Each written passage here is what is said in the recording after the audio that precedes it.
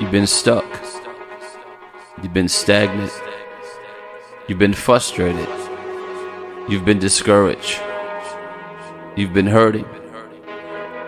There's even moments where you feel hopeless.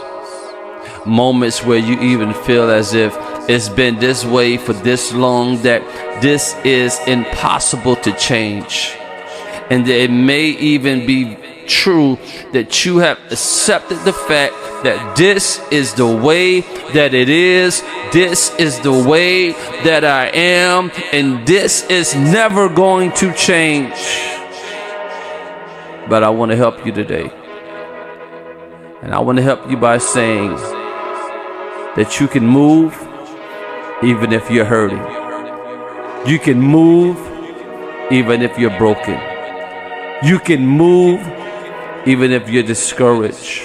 You can move even through the doubt, even through the fears, because the truth of the matter is you don't get momentum until you and I get moving. You got to get moving. I know you want all the stars to align in the sky and you want it to be this perfect ideal time, but I'm here to tell you that momentum will come when you get moving. I'm here to tell you that you may have to do some things messy. Leverage the lessons. Embrace the mistakes. Don't fear failure. Embrace the ambiguity. Understand that God is not committed to our performance, our perfection. God is committed to purpose. Now, I don't know where you are today, but I do know this, and we hear all of these motivational speeches and we read all of these books about find your why. We understand the significance and the importance of the why, because here it is, the why means that it's bigger than us. The only way we're going to get moving is when we realize it's bigger than us. The only way we're going to be able to go forward is we realize it's people depending on me. When we realize it's people that's counting on me. I know that it was some people who counted you out, but there's still some people who are counting on us. There's people counting on you. I know some people counted you out, but there's still people counting on you. I need you to take a courageous step. I need you to deny all what you feel right now. I need you to deny everything that feels like it's over. I need you to put aside all of those emotions that's keeping you stuck, keeping you stagnant. And I need you to take a step of courage. Because for some of us, it's going to require courage. For some of us, we trusted God once before, and we feel like we ended up in more pain. But I need you to take that step again. I need you to do it again. I need you to try again. I need you to keep going. I need you to not give up in this season. I need you to not quit in this moment. Why do I feel this so passionately? Why is this coming through the way that it is? Because I'm a living witness that if I didn't keep moving forward, you would not even hear this message. I know what it is to feel broken. I know what it is to feel like you have failed. I know what it is to feel stuck and stagnant and complacent and feel like God can't do anything with you, to feel like you have no worth, no value. I know what it is to lose your identity. I know what it is to have your gifts stifled and stuck. But I am a witness for you today. I came to bring you hope, help you understand.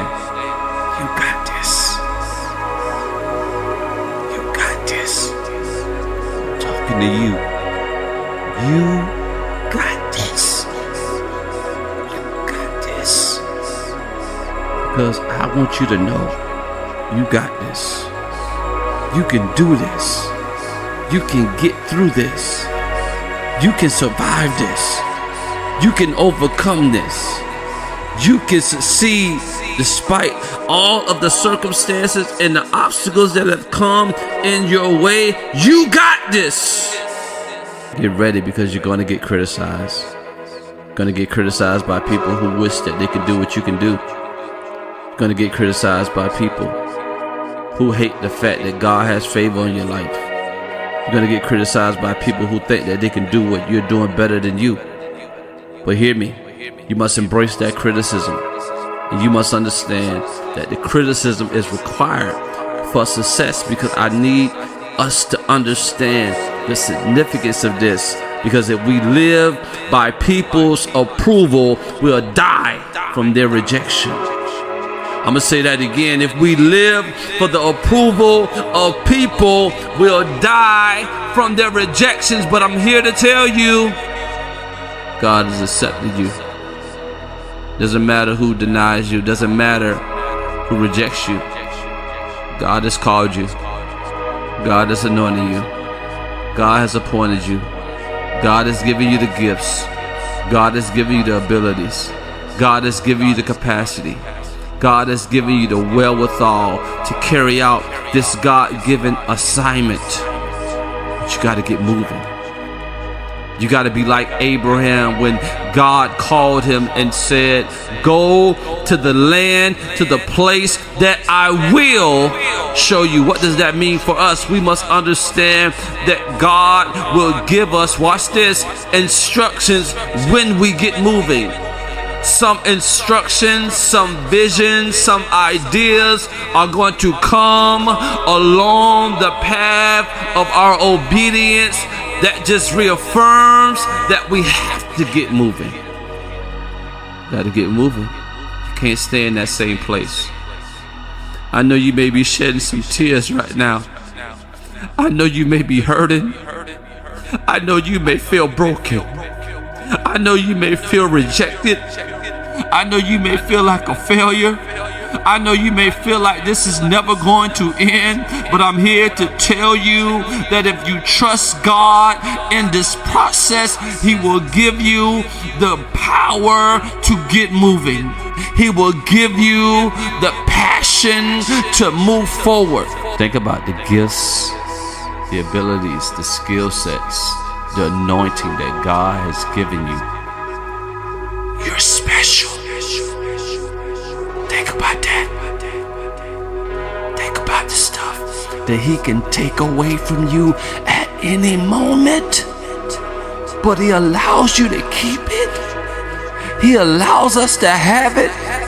Despite our imperfections, despite our failures in choices, God still leads the gifts, the anointing, and the authority, and the power, and dominion in us. Because He has a purpose for our life. I got good news. Sometimes God walks with us. But there's moments when He doesn't just walk with us, but He carries us. Because God is near the brokenhearted and those that are crushed in spirit. His power is made perfect in weakness. Sometimes admitting that we are weak is where we'll really find our strength. People who find themselves living a life of weakness are those who are relying on their own strength. Sometimes it's admitting that we're weak, we're fragile, we're broken, and we need God to move us. And that is the epitome of what it means to walk by faith. Go out and be great, because that's what God created you to be. Stay blessed.